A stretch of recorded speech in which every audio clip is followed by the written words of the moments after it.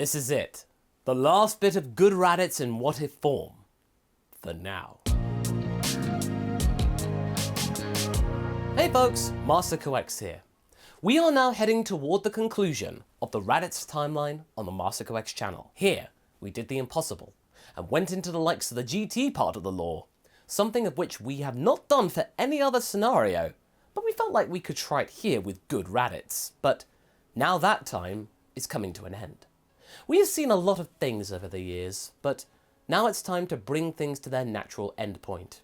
And it has something to do with the likes of big scary dragons. Or at least one big scary dragon. Oh, shadow dragons, you had so much potential and yet you got it so wrong. So, let's see how GT might end had Raditz been a better person, or indeed, a proper character within the dragon world. In the last part, Nuova Shenron had done his best to help the dragon team after putting an end to his brother Ice. In this timeline, Nuova was even more helpful and benevolent than in the original, so it allowed our heroes to get some more time to try and stop Shin Shenron before he would eventually absorb the remainder of the Dragon Balls. However, things take a bit of a twist as Shin Shenron decides to head for the likes of Universe 6 and take on the likes of their Saiyans, who are quite close with the likes of Ranch and our regular guests in Universe 7, thanks to the obvious building of a ley line not too long ago so they could travel between one point. You see, the regular Dragon Balls proved to not be enough. Shin Shenron was going for the mother lode, gathering the Super Dragon Balls to get a wish on Super Shenron. Granted, he was playing by the rules and asking for a wish, but the wish wasn't as forgiving. Shin Shenron was one step closer to becoming a dragon god. Will he succeed? As if it hadn't been made clear before now, our heroes are in serious peril. There isn't much higher you can go in terms of magical beings bestowing powers onto people than Super Shenron. Well, you see, Omega Shenron now indeed got his wish on the Super Dragon Balls. Nobody was there to stop him because, like we have said in countless videos before now, the upper echelon of the heavenly beings of Dragon Ball are completely and utterly incompetent and unknowing of the mortal realm, really.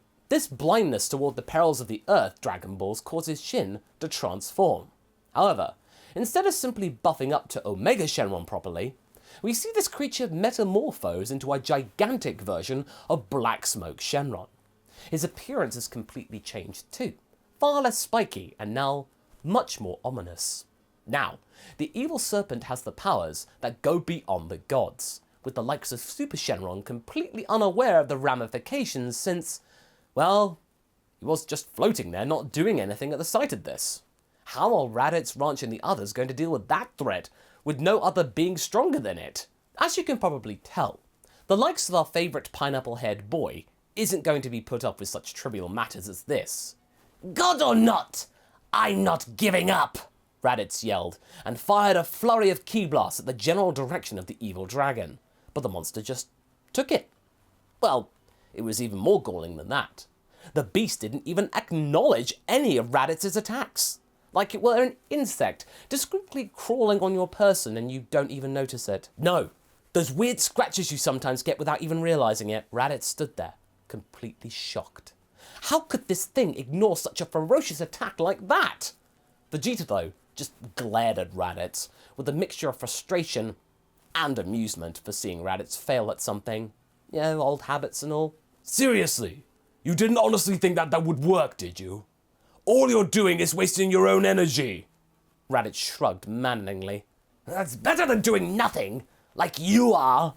Vegeta ignored him. In fact, most of the people there ignored him, as their cat friend was getting a little bit more involved. Beerus was starting to lose patience.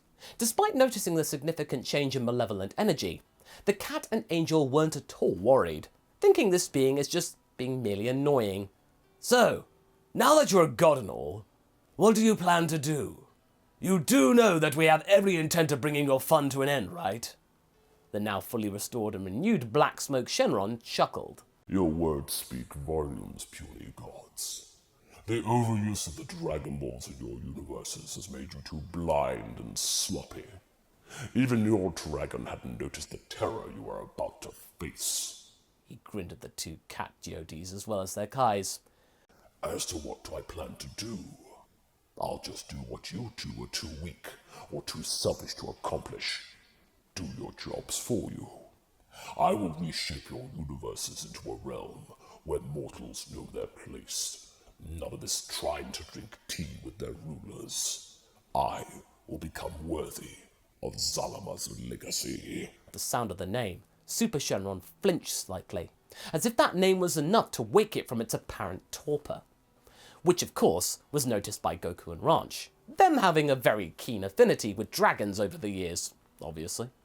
But none of them said a word, not wanting to attract Black Smoke's attention. They needed every lead they could get right now. With things getting dicey, and both the cats getting very keen to punch something, they turned to their attendants. Whis, Vados, is it a good time for us to intervene, please? Beerus looked at the angels with a serious expression then, keen for the answer to be yes, praying that there is no danger of the cosmos noping them out of existence, before Black Smoke tried to do so. Well, he is technically threatening the balance of existence, Whis started, but he hasn't done anything yet. Vados finished the sentence. Champa then growled with anger at the hearing of this from his own angel. Some use they were right now! Goku looked at Black Smoke Shenron with a look that reeked of trying to find a reasonable solution. Listen, we know how you feel about the Dragon Balls. You think that we use them for purely selfish stuff? But most of the time, we use them for a good reason. To save people. To save our home. Surely you can see that from what you remember. Right? Black Smoke grinned, sensing Goku's desperation in his voice. Only to erase consequences of your own actions. Right, Son Goku? You fail to recognize that in what you say. Your own foolish mistakes are the only reason that you and I have any sense of a connection.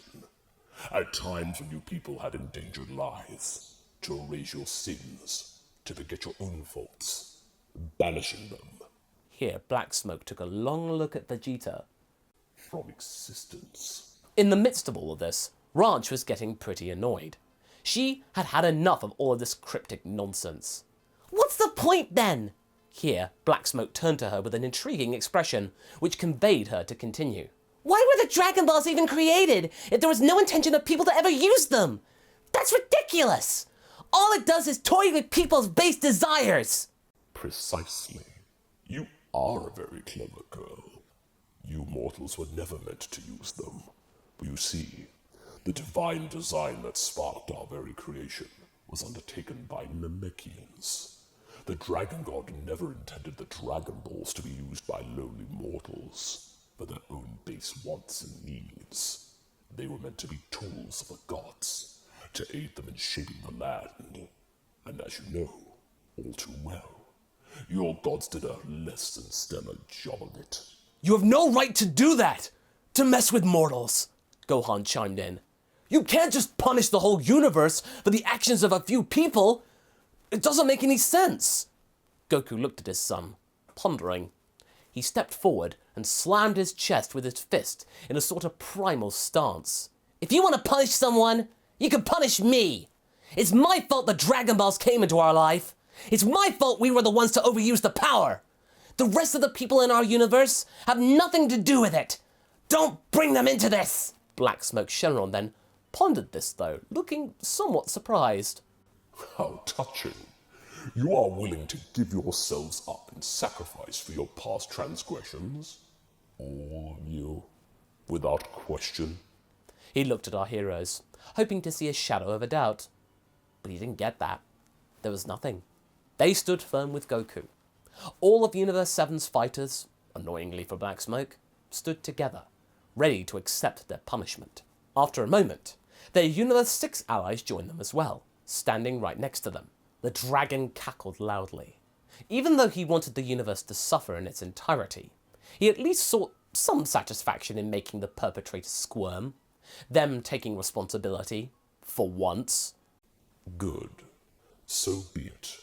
Prepare to experience the true wrath of a dragon. And so, Black Smoke's eyes started glowing with an angry red glare as he started to unleash his punishment upon all the fighters of the two universes. Trunks, Goten and Ranch held hands.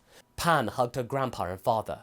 Vegeta, Goku and Raditz gave each other respectful nods.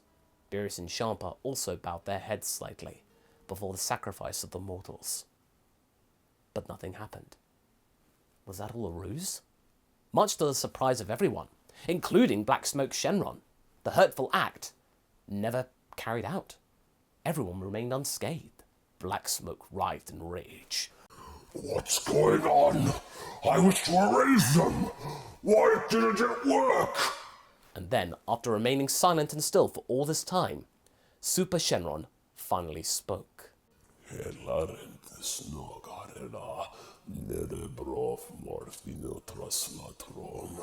He spoke in the divine language, this causing the gods to give a little smirk. Beerus and Whis looked to each other. How did we not see this coming? What a fool this dragon has turned out to be.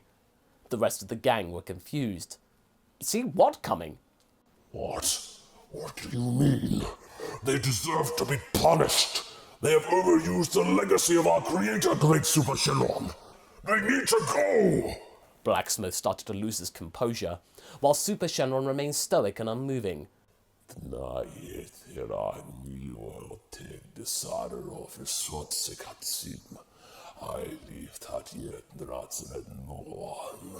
Remaining utterly in the dark, the mortals could at least grasp that what Super Shenron was saying right now was not something that Black Smoke wanted to hear. No!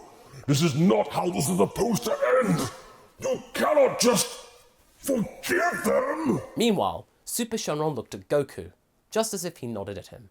No words needed to be said. Goku knew exactly what he had to do. Goku took his hands out and started to slowly charge an attack. Soon, the others realized what he was going to do and joined in with their own respective attacks. Fire! Masse! Double! The Saiyans and the other defenders of both universes began to charge their signature attacks. The combined power of universes 6 and 7 united in their joint effort to stomp out this impostor of a god. I am Black Smoke Shenron! This won't work on me! I am eternal! Indestructible! I am the Dragon Balls! Without me you are nothing! You hear me? Nothing! And although previous attempts to attack hadn't done anything, this beam felt as if it were being amplified by something. Something magical. Almost as if a Super Shenron was helping them in spirit. And it struck the gigantic dragon right into his head. It didn't evaporate him exactly, though. No. He wasn't given the satisfaction of a quick death. His scales started to crack, revealing a familiar green serpentine body. This cannot end like this! No! Black Smoke Shenron protested, when his body started to crack open like a shell, freeing Shenron, who at this time was bigger than ever. Finally, there were just some black scales left that withered like smoke on the wind. Their old Shenron was back, mightier and more majestic than ever, and was looking right at them. Like the whole experience had powered him up to unforeseen levels of power, almost to the level of Super Shenron himself. Thank you, my friends. Thank you for ending this nightmare. He looked at his super counterpart. However, Black Smoke was right about one thing.